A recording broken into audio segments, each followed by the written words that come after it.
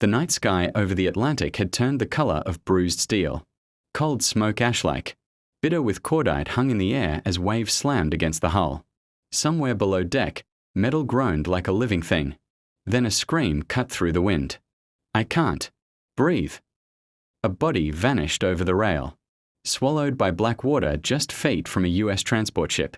A German prisoner of war enemy uniform, still on his back, was sinking into an ocean cold enough to stop a heart in minutes. This was not supposed to happen. Not during wartime. Not in the middle of the Atlantic. And as alarms echoed across the deck, one truth became clear. Scientists were not prepared for what happened next. January 1944. The North Atlantic Ocean, one of the most hostile environments on Earth. The ship was part of a US convoy moving east, carrying supplies, soldiers, and several dozen German POWs captured in North Africa. By law, these prisoners were protected. By instinct, they were enemies. The air temperature hovered just above freezing. The water temperature, 2 degrees Celsius. Naval doctors knew the numbers by heart. At that temperature, cold shock begins in 30 seconds. Uncontrolled gasping. Loss of muscle coordination in 90 seconds. Unconsciousness in under 3 minutes. Meteorologists on board had warned of a sudden pressure drop. A fast-moving Atlantic low, what sailors called a bomb cyclone, was intensifying. Barometric readings were falling faster than predicted. The ocean surface had changed texture. Sharper waves.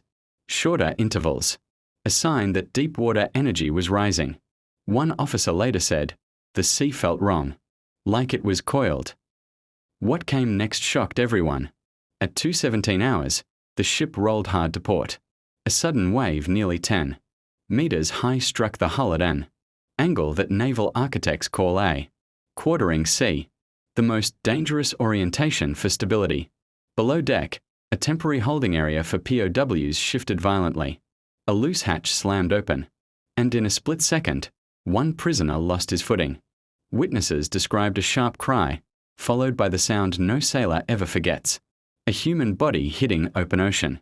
From the bridge, lookouts saw a thermal anomaly. In the water, white vapor rising as warm air met. Near freezing sea spray. The man surfaced once, thrashing, "I can't breathe." Cold shock had already begun. His diaphragm was spasming. His lungs were pulling air he couldn't control. Every second mattered.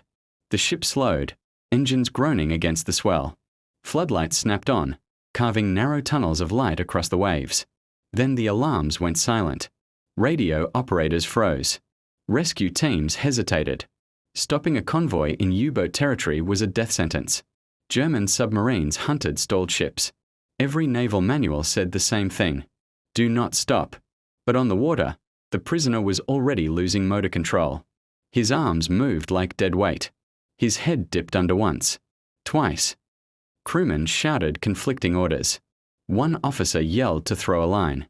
Another screamed about periscope sightings reported hours earlier. Residents of coastal villages would never hear this story. There were no cameras. No reporters. Just wind, steel, and a man drowning between enemies. Then, without waiting for permission, 2 US soldiers vaulted over the rail. What happened next is still studied in naval survival training. Physiologists call it voluntary cold immersion.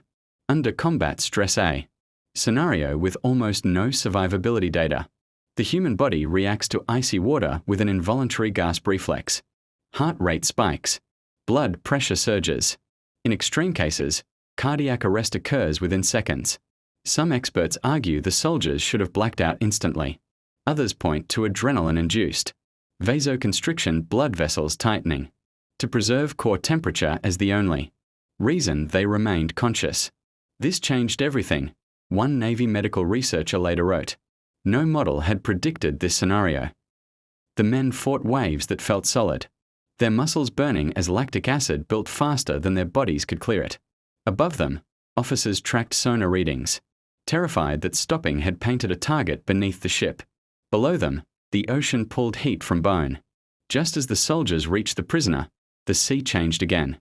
A pressure wave caused by intersecting swell patterns lifted all 3 men and slammed them apart. This phenomenon, known as constructive wave interference, can double wave height in seconds. The prisoner slipped under. One soldier dove without hesitation. In near-zero visibility. He grabbed Fabry while soaked and heavy and yanked upward with everything he had left. On deck, sailors watched 3 dark shapes rise and fall between waves. Lines were thrown. Hands reached down. Then another wave hit. For a moment, it looked like none of them would come back. Finally, one by one, they were dragged over the rail. Bodies limp, lips blue, fingers clawed raw. The German POW was not breathing. Medics worked in silence. Wet clothes were cut away. Chests were compressed. Oxygen masks fogged with each forced breath. After nearly 4 minutes submerged, the prisoner coughed. Water poured from his lungs. He lived. The soldiers who saved him suffered severe. Hypothermia core body temperatures below 35 degrees Celsius. 1. Would lose partial sensation. In his hands for life. The convoy resumed course. No medals were awarded that night. No announcements made. But the incident quietly reshaped naval rescue doctrine. New survival models. Revised cold water response times. A recognition that human instinct can override even the most rigid wartime logic. In the middle of a war defined by hatred, the Atlantic forced a different choice. An enemy drowning. A freezing sea. And 2 soldiers who jumped anyway. The ocean didn't care about uniforms then, and it doesn't now. And somewhere beneath those waves, scientists are still watching, still measuring.